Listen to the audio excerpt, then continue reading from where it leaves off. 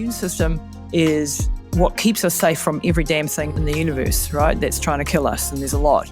So this is viruses, this is cancer, this is when you have a brain injury and you're overreacting and you've got too much inflammatory cytokines. Do you or your kids play football, rugby, ice hockey, maybe a bit of boxing or mixed martial arts, or even race go-karts like I do?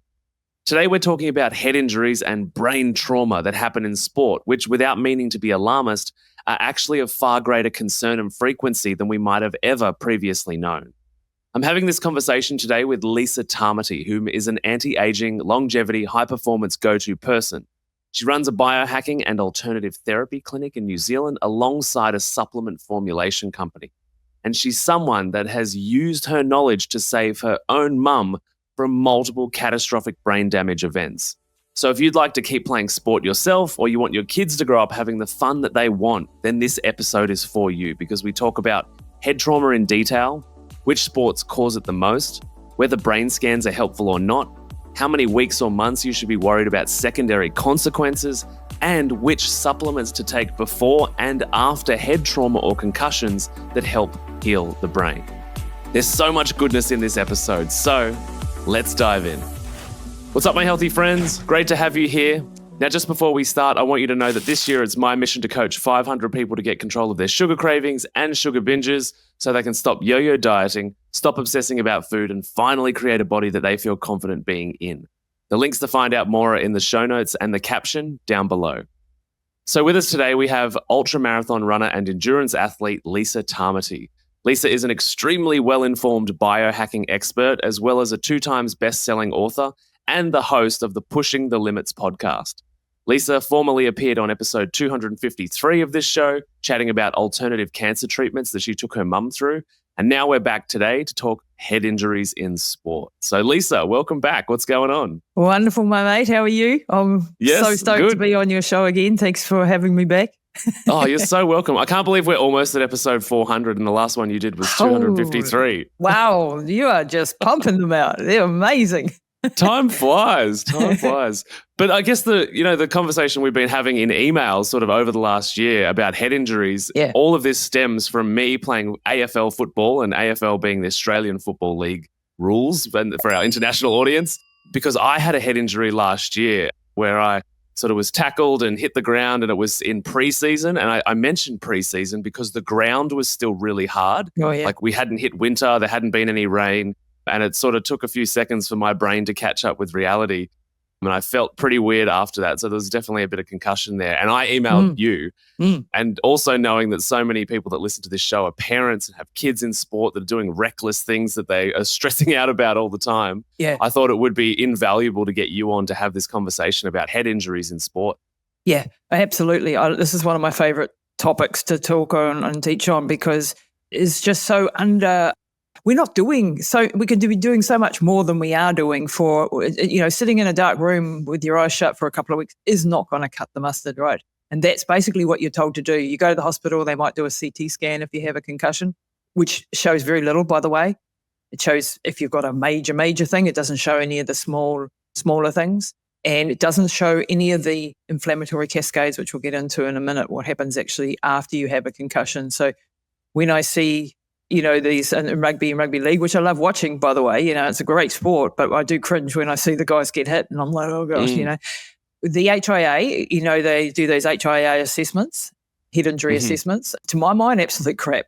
Yeah, right. You are not going to know whether they have a brain injury. Maybe you'll see if they've got an absolute major thing going on, but this happens in the weeks following, in the months following.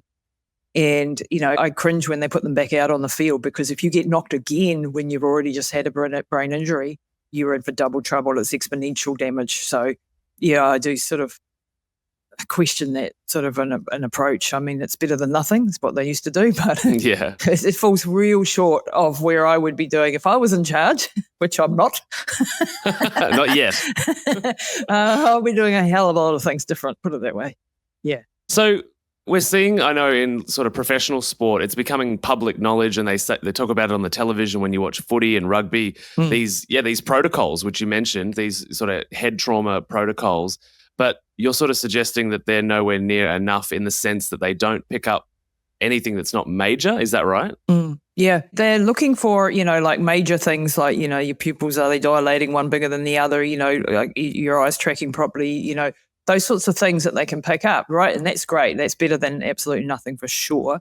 But even when you go into the ED and they do a CT scan, that is not and you're told, oh, no, you're okay. You haven't got a hemorrhage going on, or you haven't got a major thing. You're okay. Go home, rest, and sit in a dark room. So you have the initial injury, Matty. You have the initial tearing and ripping of neurons. You have your brain is it's like a jello, right, in a bowl. And when you get any sort of a force and you're accelerating, you're running, right, and then you hit a big dude in the rugby paddock and you stop and your brain goes swoosh forward and smashes the front of the brain, maybe in the front of the skull, and then maybe it sloshes back and hits the other side, right? So it's like a jello in there. It's got a pretty good protection mechanism, but it's that velocity stopping, that sudden stop, that whiplash is one of the types of injuries that you can have. Also, an impact injury where you've got a bleed happening. What happens is the initial injury where you've got the tearing of axons and neurons that are actually physically damaged. But then you've got part 2 of the injury, and this is the thing you don't see straight away. This is the biochemical cascade of inflammatory cytokines and chemokines and things that happen after the event. And this can be minutes, days, weeks, months after the event. And sometimes this inflammatory cascade of biochemical changes in the brain stay with you. And they're the ones that really cause the long-term damage. So I'll give you an example. Like when my mum had, I got into the space because of mum, and you know that story if you've listened to the first podcast. For those who didn't, she had an aneurysm and a massive stroke 9 years ago. And this is what catapulted me into this world of brain rehab and trying to help. Left with massive brain damage. In the initial phase, she was still able, even when she had the initial bleed in the brain, for the first hours and even day, she was still able to talk. She was still able to communicate. She was still able to move her body. It was in the following 3 weeks where she started to go down and into coma and in and out of coma as the inflammation started to take over, the swelling started to take over. So if you think about a broken ankle, right? You say you broke your ankle, you've got the initial horrific, oh my God, pain. You've got that initial sort of like you've just broken something and the body's in shock and cortisol and all of that sort of stuff and adrenaline. Often you don't feel too much initially and then the pain sets in, right? And that's the initial injury. But then you'll start to notice in the days following the swelling, the heat, the leg doubles in size and all of that sort of thing that we see as inflammation. Well, that's going on in your brain, right? That's the days after, that's the weeks after. And so we won't know immediately. So when those guys come off for an HIA, they're not going to know immediately, is that process going on? And undoubtedly it will be to some degree. Yeah. Well, it sounds like there's a tiny, tiny leak in a boat and you've sort of done a general scan of the boat and you're like, oh, it's just a little thing. But that obviously leak eventually sinks the ship, Exactly. And it's, inflammation causes swelling, right? And the swelling, your brain is your skull is a fixed thing, right? It's bone, right? It can't expand when we're adults, at least. And so it starts to expand in a confined space. So then you start to damage and kill neurons, right? And this biochemical cascade that's happening, by biochemical, I mean you would have heard of glutamate, for example. Yep. And if you go to a Chinese restaurant and you eat monosodium glutamate, which is often used in Asian cooking, for example. Yeah, good old MSG. Yeah, which tastes fabulous, right? But yes. It causes excitotoxicity, right? It's glutamate causes the neurons to start firing, and that's why you can get headaches. It's inflammation going on in the brain, right? It's why we try to avoid MSG because it's going to brain damage, right? But that's going to happen after an injury. You're going to get excited toxicity happening. You're going to get a flood of glutamate, and it causes the neurons to fire, putting it just very simplified without getting too sciencey. Yeah. It's causing the neurons to just fire. So excitotoxic, they're overexcited. And the GABA system sort of goes offline, right? And you don't have that calming part of those pathways happening. And so that can end up with a point that the neurons actually fire themselves to death. They just going so hard, right? And all of this is happening over a period of time, right? And then you can come in, though, with things that put out the fire, because this is a fire that's raging in your head. What I would like to see happen in sports especially is that our sports people are given supplements prior to getting on the field that protect their brain should they get a brain injury. And these are things like plasmalogens, which I will explain in a little bit, fish oils, N-acetylcysteine, fatty 15, which is a carbon 15 fat. There's mostly fats, really, because our brain is 70% fat. And we can put some of these things, N-acetylcysteine is not, it's a precursor to glutathione, and antioxidant support and things like this that we can put into the mix in order to try to help protect the brain. And certainly straight after an injury, you want to be doing a whole brain injury protocol. And, we can get into what, that could look like. There's different variations of what you can add in. But what we're trying to do is to put the fire back out and give the brain the milieu to rehabilitate and to calm down, to calm that inflammatory response down, and then to repair, okay? Because the brain doesn't just repair itself. You have to be proactive in that. So one of the things that is good is if you do get a brain injury, they used to say just sit in a dark room for a couple of weeks, right? Now we're saying, actually, you need exercise. Maybe not the day of the events because you may be nauseous, you may have, dizziness and all of that sort of stuff. And of course, this depends on how bad you are. Obviously, if you're in the ICU, you're not going to be exercising. But if you've had a minor brain trauma and you've had a concussion, then getting on an exercise cycle the next day or doing some sort of safe exercise where you're getting the blood flow going, you will repair much, much quicker than the person who goes and lies in a dark room, right? Because it's blood flow, and blood flow is going to help with that repair and getting the nutrients to the brain and so on and so forth. So exercise is a piece of that puzzle. And then, the supplementation protocols that we can put in. One of the other major things that happens, Matty, is about 60% of people with brain injuries get who have a leaky blood-brain barrier. So we have a brain, it's called the BBB, the blood-brain barrier, and it's the barrier between the brain and the rest of the circulation. And this is a very tightly controlled barrier. Our barriers in our body are actually, I'd love to talk about our barriers because these are really important for protecting us from outside influences. Like we have barriers in our gut, in our mouth, in our esophagus, in our eyes, anything that interfaces either with the outside world or between compartments between like the blood-brain barrier, right, and the circulation. And all of these barriers, they're very, very thin. They're like a paper towel thin, 1 cell thick usually, and they can get damaged. And we've all heard of leaky gut, right? Yeah. Well-known problem that causes accelerated aging, degeneration of organs, autoimmune, blah, blah, blah. Well, the same thing happens in our brain. We can get a leaky blood-brain barrier where things get into the brain that shouldn't be and things get out that shouldn't be. Mm-hmm. And this often happens after an injury, whether it's because of the mechanical tearing of it or because of this biochemical breakdown of the barrier that's happening. There's a statistic, 60% of people who have a leaky blood-brain barrier within hours after having a brain injury will have a leaky gut. The gut-brain axis you would have heard of, talked of many times, that this is your second brain is your gut. And that's because it is literally the second brain. There are actually neurons, and there's the vagal nerve that was like a communication highway between the brain up and down. So we're talking backwards and forwards between the brain and the gut, and these two are very interconnected. So a lot of people end up with leaky gut. So if I'm doing a really good workup with someone with a brain injury, if I can, I would be looking at a microbiome assessment as well.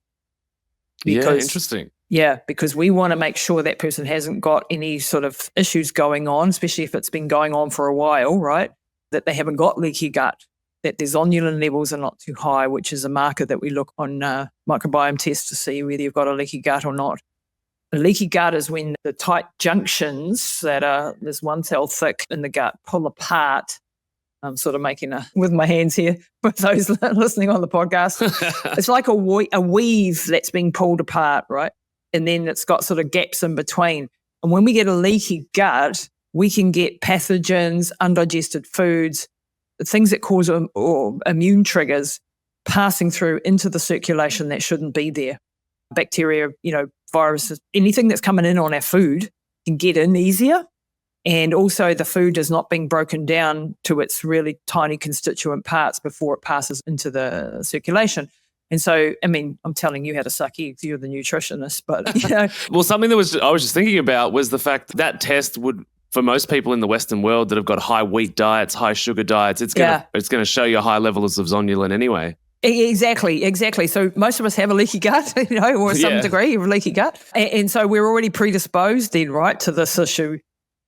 And this affects the brain, and this affects the neurotransmitters in the brain. So if we're trying to optimize someone back from an injury, we want to be looking at that. We want to be checking the gut. We want to be sealing those barriers, and we want to be sealing the brain barrier and the gut barrier, if that makes sense. Yeah. And everything starts in the gut, as you know, like we doing a microbiome assessment, and there are different ones, and we can argue probably till the cows come home, which is the best test and all that.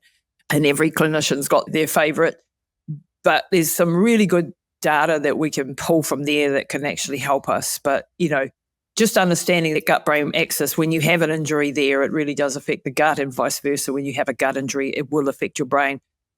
And this is another really good point. And sorry, I've got verbal diarrhea. We love it. When you have leaky gut and you have inflammation in the body, right, and you have all these pathogens and things happening, and LPS getting through, and which is lipopolysaccharide, which is a very toxic neurotoxin, this can cause a brain injury as well. Ah, right. Right? Without the impact. Without the impact. So there are different types of brain injuries. There's traumatic brain injuries from an impact like that. And then there are non-traumatic brain injuries, which come from environmental toxins or from leaky guts or from anything that we're exposed to. Viruses, of course, we would have known from, COVID or the brain fog that people were experiencing. What is brain fog? It's neuroinflammation, right? So we need to be thinking of brain injuries. All of us have some level of brain injury because we're living in a toxic freaking world that we live in. So we're all and age, things that start to break down as we get older, the barriers start breaking down and so on. And that leads to inflammation in the brain, which is a brain injury. And then there's the non-traumatic and there's the traumatic types. And then there's strokes and there's aneurysms and there's concussions and TBIs and all of that plethora. But just to put it into that same bucket, if you like, that these are also brain injuries, these toxins and things that we're exposed to. So it sounds like we've got the initial impact, which is damage 0.1.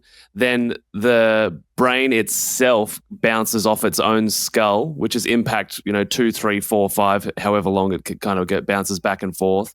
I'm curious for parents and anybody that's listening that gets a head injury, how long should they be checking in after the initial impact to look for evidence of things not going right? Is it days? Is it weeks? Is it months? Years. So this is a really good point, right? We often don't equate some of the symptoms that we're seeing in populations, right? Someone's coming in and they're depressed, and they've got gut issues, or they've got fill in the blank, Alzheimer's, dementia, Parkinson's, multiple sclerosis. All of these things can be, not always, but can be a downstream effect of a concussion that was 10, 20, 30 years ago. Right. Well, when you were describing things before in regards to the excitatory mechanism sort of going crazy and then GABA, the inhibitory stuff chilling out, I instantly thought of the dopaminergic cells in Parkinson's disease. That's exactly what I thought. Exactly. You're onto it. You're connecting the dots already, right? So multiple sclerosis, ALS, all of these things can be, that there can be a number of reasons why they happen. There's genetic, there's other factors, but a person who has had brain injuries is much higher. For example, I've forgotten the exact statistics, but, like something like 30% higher chance of getting multiple sclerosis, et cetera, et cetera. There's all these correlations that, I can't off the top of my head tell you, but there's dementia. I mean, we know rugby players, right? They often, get to their 50s after their career in their 20s, and they had multiple concussions, and now at 50 and they've got early onset dementia, or they've got Parkinson's, or they've got multiple sclerosis, or they've got ALS. And that is, can be correlated back to those head injuries. So, and even on a smaller scale, like you had a concussion, say, a year ago, and you might have been okay afterwards. You had a couple of weeks where you're feeling a bit off, you had some headaches, you're like, a bit off your game, you're fatigued, but, you came right. You didn't actually come right, probably. Your brain reprogrammed itself to cope, but you used up some of your reserve capacity.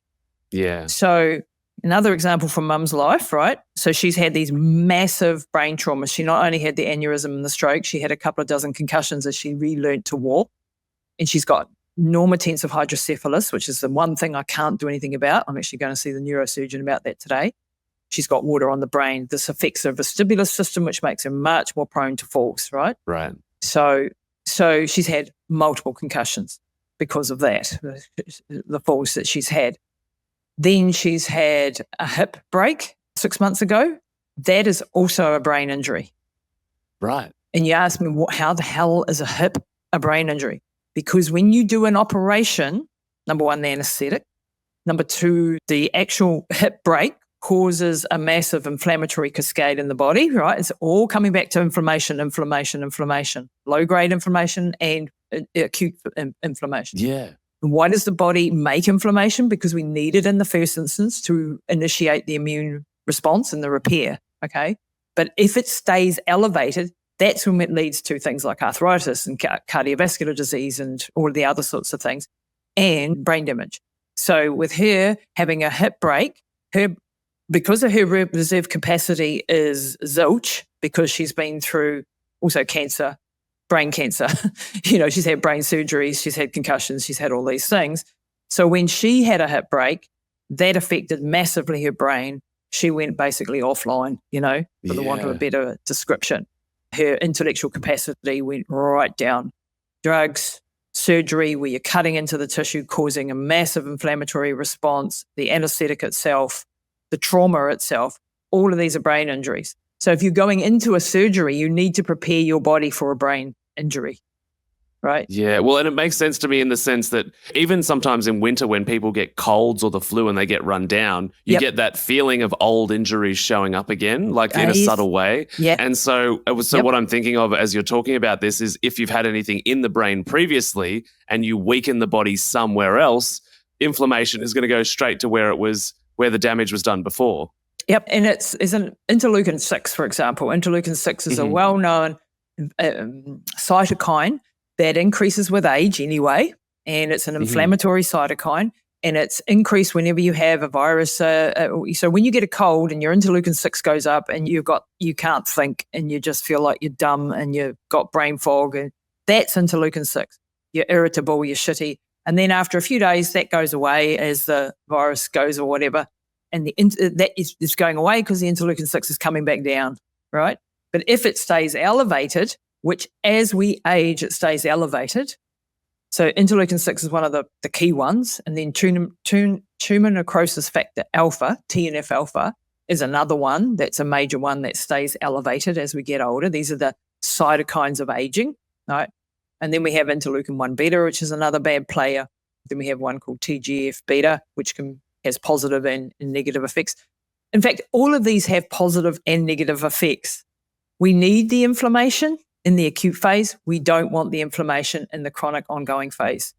So, but just to come back to that, the hip break, another trauma, her reserve capacity, because of what she's been through and because she's 82, is very limited. So she goes offline. Her brain goes offline. And so I can tell very quickly, even if there's an infection. So like last night, I looked in her eyes and I went, oh, they've got something going on here.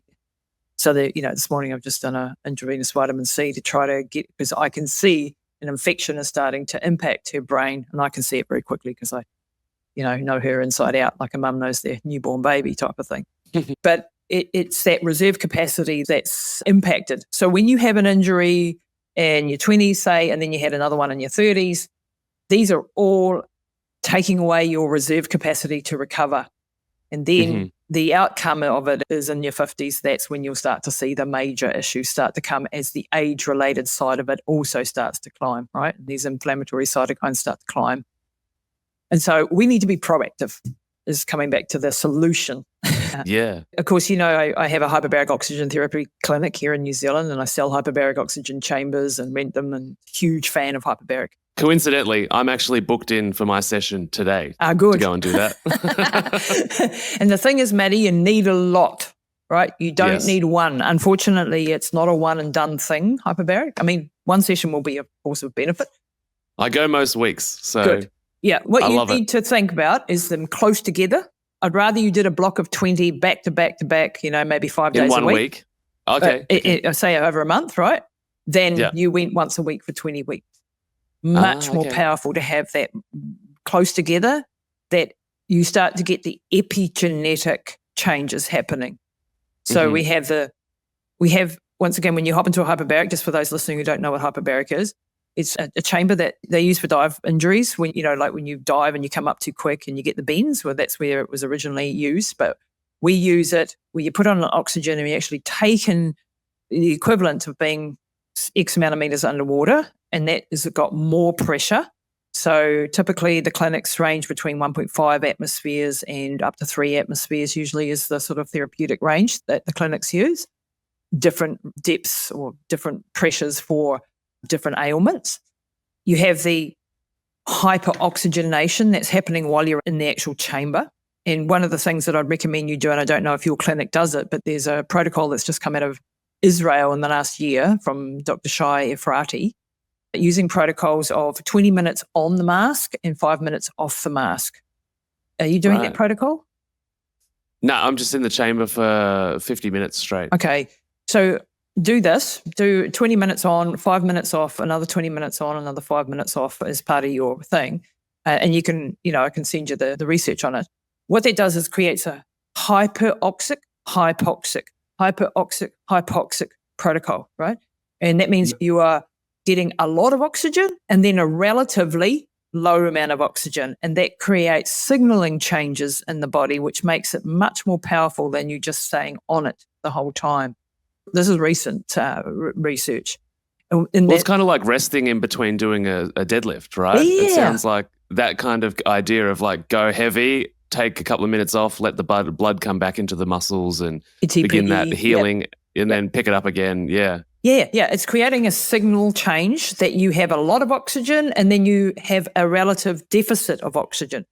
You've still got more oxygen than you would have at sea level, but it's the relative change that causes this positive response, because it's a message to the genes to turn on and off, specific genes, can't tell you which, to turn on and off and have epigenetic changes. So that's the protocol we now adopted in the clinic. And that is much more effective than just staying on it the whole time. It's the up and down. There's also a machine called a CVAC, which is much more lesser known. A CVAC goes up to altitude and down within seconds, like it's going up, down, up, down, up, down. And that creates like a vacuum pulling effect, which is another therapeutic mechanism that we can really good for lymphatic. I'd love to have one of those, but those cost like a couple of $100,000. So going to happen anytime soon. My friend's actually got one. It used to be Tony Robbins' one, and she's got it down in Dunedin. She runs a big clinic down there. I would love to get that because we're dealing with hydrocephalus, and my thought is, which is just my connecting of dots, not anyone else's, but that would help with the lymphatic drainage or the glymphatic drainage problem that we've got in mum's brain. But getting off topic. Yeah. No, that's interesting. Yeah. So that's what hyperbaric does. Right. And so it's hyperoxygenating the body. It's also releasing more stem cells, and stem cells go into the body and then look for the damaged parts of the body, hone in on that damage and replaces the cells that are damaged and kicks them out, and they go off and die, right? The bad damaged cells. And so that can help repair the brain. You get more stem cells to the brain and other parts of the body. It's a full body treatment, by the way. It's not just with the brain. And the other thing it's doing is lowering those cytokines, lowering those inflammatory cytokines, and increasing the good cytokines, the anti-inflammatory, like the IL-10. So it's working on all these, and it creates angiogenesis, so it actually creates new blood vessels. So if you have enough treatments, and again, you have to have a block of treatments, it creates new capillaries. And I've actually seen it on, like someone who needed a stent in their heart, and then they went and had hyperbaric treatment in my chamber, and then the body rerouted around the blockage. Amazing. That's impressive. Yeah, it's impressive. Yeah, it's pretty amazing. But you have to have enough. And what I say so the epigenetic changes that happen, so you've got the acute thing that you're in there, you're getting hyperoxygenated, all that sort of stuff's happening. But if you go repeatedly and expose yourself repeatedly to this stressor, because it's a hermetic stress, you get epigenetic changes happening, which is long-term ongoing changes where the genetics are actually, affected and changed. So really slowing the aging process down. Before we get into more of the solution stuff, I'm just curious, what are the most important sports or the most obvious sports, so sort of boxing and stuff like that, but which sports should we really be considering as high risk for this kind of injury, these brain injuries? Yeah, I mean, there's so many, right? Because anything depends on where, like skateboarding and you fall off your skateboard and smash your head. Yeah. One that you may not think of is soccer, like football, where they're hitting the ball. Is that enough of an impact to do some damage? That is most definitely enough to do damage. Wow. Yeah. Okay. Yeah. And this is the other myth that people think you have to have had a major brain injury and been unconscious for it to be a brain injury. Absolutely false. This could be a minor, and it could be like you getting lots of minor hits, like hitting the ball, or you just clumsy and knock yourself on the head quite a lot, bang into the cupboard or whatever, things like all of those things, they do add up. And of course, the bigger, but the more repeated these things are, the more exponential that problem becomes. For sure. So that's one that not a lot of people think with soccer that would be a risky one, right? Even things like roller coasters. I wouldn't go on a roller coaster anymore now, knowing what I know. Because of the whiplash? Yeah, yep. And the brain's going forward where you've stopped. The tearing and the G-forces, so flying, like the Air Force guys and, they're exposed to this sort of problem. Well, that just made me think as well. So I also race go-karts. I did it last night. But the Formula One drivers, it's well known that race car drivers have extremely strong necks so that their head at those G-forces is not going back and forth so much. So I'm wondering if, race car drivers as well, possibly that don't have neck support, are in that category too. Oh, yeah, possibly. I haven't looked into that, but that would be a strong possibility. Anywhere there's G-forces. Or the other one is, the guys on the roads with the jackhammers.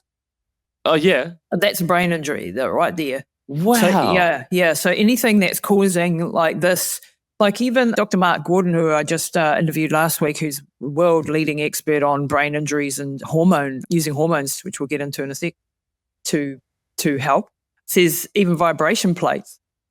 The vibration plates that you're good for bone density, maybe not for brains because they're being shaken if it's a really intense one at least, Well, this makes me also think of, football that they play in the US where they're in, suits and they've got helmets, but still with those helmets, they're still doing severe brain damage. So the question becomes, are helmets useful at all in this conversation? Oh, yeah. I mean, I wouldn't, pretend to know what the difference in impact, but I would say that they're probably more dangerous just from logic because you've actually got a harder thing, than when you're just two guys running into each other.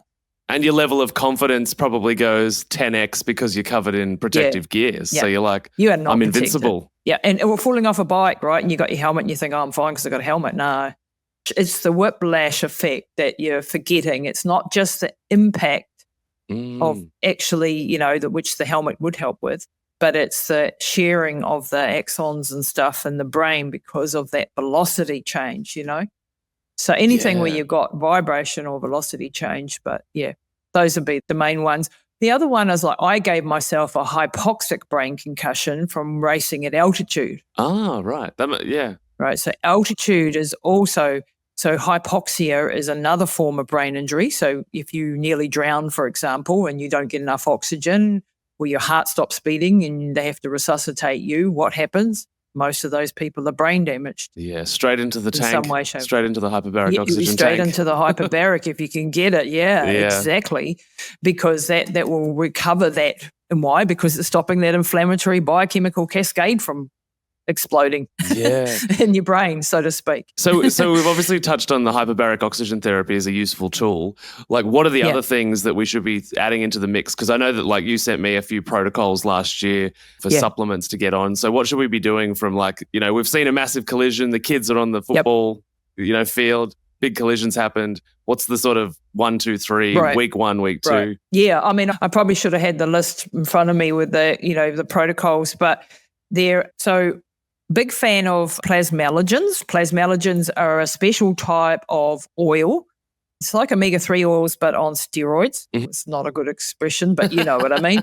Dr. Dayan Goodenow, plasmalogen scientist, who's brought out a book called Breaking Alzheimer's, and he uses it in autism. He actually uses it in cancer. Plasmalogens are in the membranes of the cells, and they're like the firefighter, like the water, if you like. So say your house is on fire. Yeah. You go with the water and you put the fire out. Well, that's the plasmalogens. These are in the membranes, and they help maintain the membrane of the cell. And they are sacrificed whenever there is a problem, a virus, inflammation, brain injury. They are sacrificed basically to put the fire out, which is fine if we have enough plasmalogens to refill the tank. But most of us start running low on plasmalogens. We make plasmalogens in our own cells, but as we age and the peroxisomes don't make as much plasmalogens as they used to. Plasmalogens are also very high in things like breast milk. And this is why it's very important for babies to get breast milk. One of the reasons, colostrums, all that sort of stuff, but plasmalogens are a big piece of that. So having plasmalogens, there's two types, there's Glia and there's Neuro. There's two supplement forms that Dr. Dayan Goodenow's brought out. And these can be put in one, let me get this the right way around. One helps the myelin sheath, which is the glia, and so you would have heard like in multiple sclerosis, the myelin sheath starts to unravel. The myelin is like an insulation wrap around a wire in the brain, the neurons in the brain, and this starts to unravel if you've got something like multiple sclerosis, but also just as we get older, the myelin sheaths are not so good.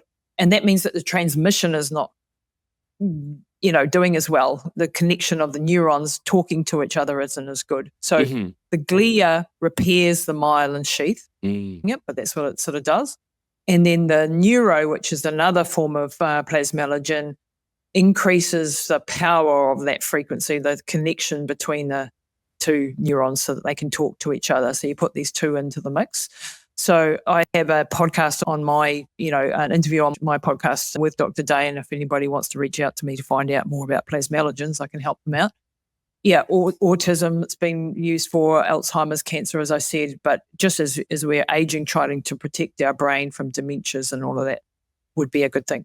Dr. Michael Lewis, who I interview next week, he is a fish oil expert in brain injuries, and he's used high dose, good quality triglyceride, DHA, EPA combination fish oils. You don't want crappy fish oils, by the way. I can explain. There's ethyl esters, and then there's triglyceride and phospholipid forms. You want either the triglyceride or the phospholipid forms of a combination of EPA and DHA, which are two forms. One's more for the cardiovascular, one's for the neuro, but both are very, very important omega-3s. And these are, again, part of that membrane story. And these, when he has like sort of mainlined fish oils into massively brain damaged people in ICU, in car accidents and things, he's managed to save people's lives just with fish oil without even all the other sort of stuff, just looking at fish oil. He's written a book on it. I'm blanking on the title right now, but if you look up Dr. Michael Lewis, he's actually a colonel in the military, but I will be having him on next week. Amazing. So fish oils in any case, but make sure you don't buy the cheap ethyl ester. You don't get the pharmaceutical ones from the doctor either. The ethyl ester form, that can't be absorbed by the body. You need the triglyceride or the phospholipid forms. So you need to know what companies to get it off, right? And read the packet. And you want he said like a base dose for the average human should be about 3,000 milligrams a day. And if he's got protocols in his book. So I probably should just leave it at that. Go to the protocols because there are much higher doses. Now, I wonder if phytoplanktons would work as well. So krill is another. Yeah, krill is another one that's meant to be. There's debate. Like some people say it's more effective. Other scientists say no, it's less effective. Yeah, because my understanding of the phytoplankton is that is where the fish get their omegas from. They eat it, right? Yes, so it's they do. Like, it's Algaes. like the non-fish digested version. Yeah. So algae is another, possible place to get it if you're vegan and you don't want, animal products or anything. But yeah, there's a lot of debate and nuance there. So krill definitely is something to put on your radar. But in any case, not a $5 fish oil from the supermarket. Yeah. Don't do that. Okay. Yeah. Because you will get oxidized. So fish oil oxidizes very quickly. If you put a fish out in the sun for an hour, it's going to go off, right? And that's because of the double bonds in the fat.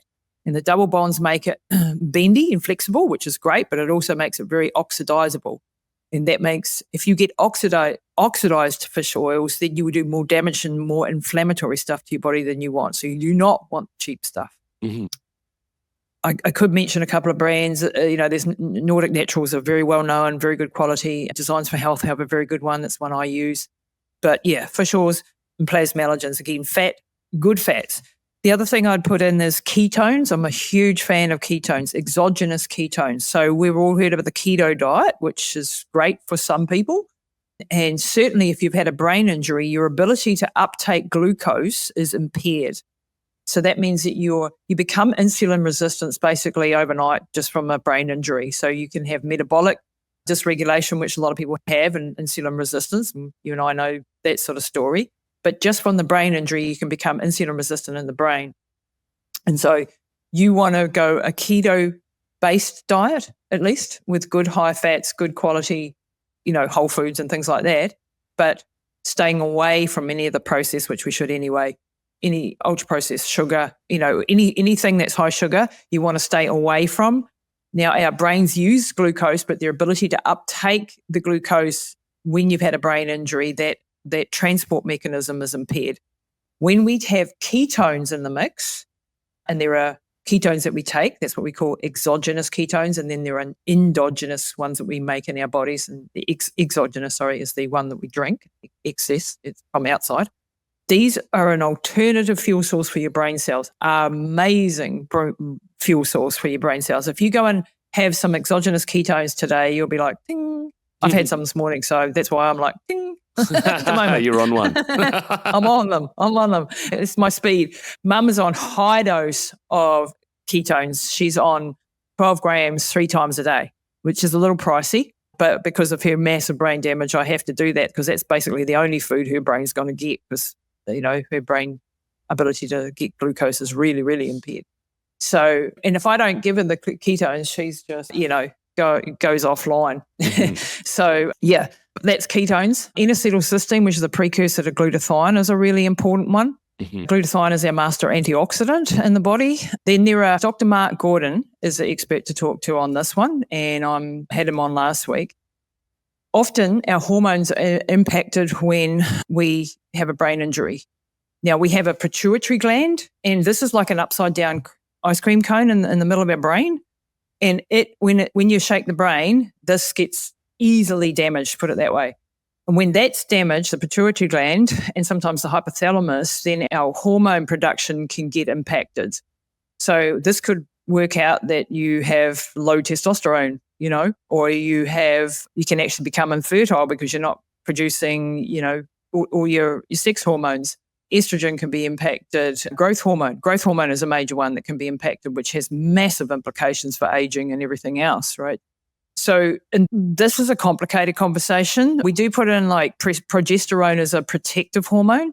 And so straight after a brain injury, having progesterone for males and females is very neuroprotective. So that's something that, you can put in 200 to 400 sort of milligrams of progesterone as a sort of a well-used dosage range. But, get personal advice on this. People don't, go willy-nilly yourself. Absolutely. But so hormones need somebody who knows what they're doing.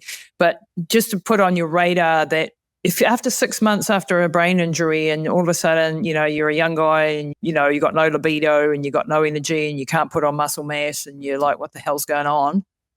I bet your pituitary gland's not doing its thing and it's not producing your hormones. So you need to get your hormone assessments done and Absolutely. find out. Yeah. And that can be massive change, game changer. And there's a couple of other things, just want to reel them off before we wrap up, but that you sent me was the curcumin, the vitamin C, the vitamin D3 and K2 were in there as well. So, yeah, adding those to the mix would be super beneficial. Yeah, and just I've actually been working on, I've got a company, Avum Labs, which is our biotech longevity supplement company, and we're bringing out a product in about 8 weeks' time called Rejuvenate. So I've been working on immunosenescence. So the immune system as we get older ages, and this we call immunosenescence. And the immune system is what keeps us safe from every damn thing in the universe, right? That's trying to kill us, and there's a lot.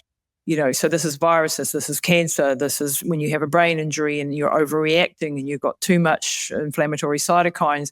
So what we want to do is to focus as we, get over the age of 20 even, on our immune system and modulating, not boosting, modulating our immune system. And there are not many products out there that help modulate the immune system. So you get things like echinacea, which are really great, for as a herb, for example. That's really good if you've got a cold and you want to boost your immune system. But generally, you don't want to be boosting your immune system. You want to be modulating it. Most of our immune systems are actually overdoing it. We have the initial insult or virus or bacteria or whatever the case may be, infection, and we want those inflammatory cytokines and we want our echinaceas and we want our things like that. But then we want to modulate it and bring down that low-grade chronic inflammation that accelerates aging and causes all these other problems like the brain stuff, the gut stuff. Everything is impacted. Arthritis, cardiovascular, all of these systems are impacted when you have an immune system that's not balanced and modulated. So our product is basically, just briefly, it's called Rejuvenate, and we've got 15 years worth of clinical research behind what we've got in it. So one of the products is a colostrum whey extract. So colostrum is the very first food that the mother gives to the baby, right? And it only comes out in the very first couple of days after birth. And it gives the baby everything that it needs to speed up the growth of that child, the development of the organs, the development of the brain, and the immune system. The immunoglobulins that come from the mother then get transferred into the baby. Now, this is nature's absolute superfood, right? And the thing is, we now know that it's not just great for babies, but for adults. So really good when you're trying to heal and seal barriers. So going back to that conversation we had earlier on barrier health, with the eyes, the reproductive tract, the lungs, the esophagus, the gut. All of these barriers need to be sealed and healed. And most of our barriers, as you rightly pointed out, are not looking too good in our environment that we live in and the food that we have. So it does that, and it provides more immunoglobulins. It helps feed the right microbiome, so the bifido and lactobacteria species especially, but it's a selective antimicrobial, so it doesn't kill off any of the bad bacteria. Mm-hmm. And if you think about it, that's how nature developed it, right? And then we have another ingredient called immune defense protein, which is actually a skim milk extract. It's got 50 bioactive proteins in it. So we've taken everything else out, the lactose, the casein, the fat, and left it just with the stuff that does all the great stuff, without any of the allergens and all of the other problematic things that can be in it. So it takes like 10 litres of milk to get 1 gram of this immune defense protein. And so this is a very powerful immune modulator, it gives you back the function of a younger thymus gland.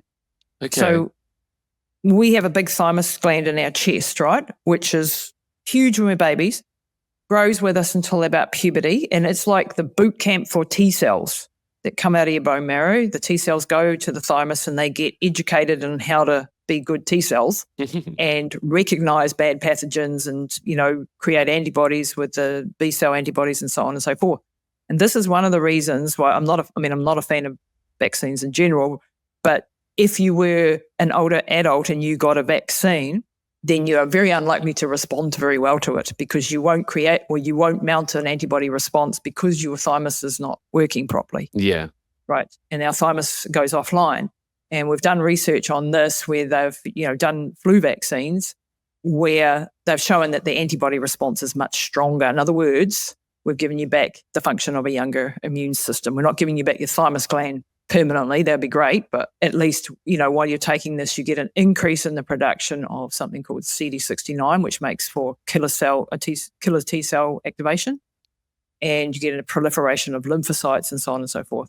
Long story short, this is a bloody good formulation. It's what I wanted. It's what I wanted for my family, right? And my own aging immune system, and nobody was doing it. So I've been spent the last 18 months working on this formulation. And we also have canossic acid in it, which decreases something called CXCL9, which is a chemokine that's been identified by Stanford University in their 1000 Immunomes project, which is an immunosenescence project looking at markers in the immune system for us to target. And CXCL9 was one of the main ones, and that's what canossic acid reduces. So we've got that in there. And then we've got kawakawa, which is a traditional Māori medicine that increases the interleukin 10, which is an anti-inflammatory cytokine, decreases IL-6, which we've talked about before, and TNF-alpha. In brief, that's what it does. So amazing. It's the ultimate freaking immune system support. Well, where can everybody find you and this stuff online? Like, where do we send them? So Avum Labs, my biotech company, that product's coming out in about 8 weeks. So reach out to me and get on my list, and I'll let you know when it drops. By the time this episode comes out, it should be... It'll be ready to go. It'll be avumlabs.co.nz, AEVUM, avumlabs.co.nz. We'll be able to grab that. And for me, just lisatamati.com. And my podcast is Pushing the Limits. So fantastic. Which Matty's been on, and he'll be on again. Yeah, I'll put all the links for that down below. Like, this conversation's been amazing, and I think a lot of people with kids now are going to be doing a lot more to, make sure that their head injuries in sport are better, and the same for all of us adults that are still trying to pretend like we're young. We are young. We are. We'll fake it till you make it. Yeah. But I think just as a last thing, I do have a lot of interviews with the experts that have taught me the stuff I know. So if anybody wants to, reach out to me, and I can give you a list of those, because they're really worth listening to, including the one I'll be doing this week. But yeah, amazing. And you've got Dr. John Lewis coming on your show shortly too, haven't you? Yeah, I do.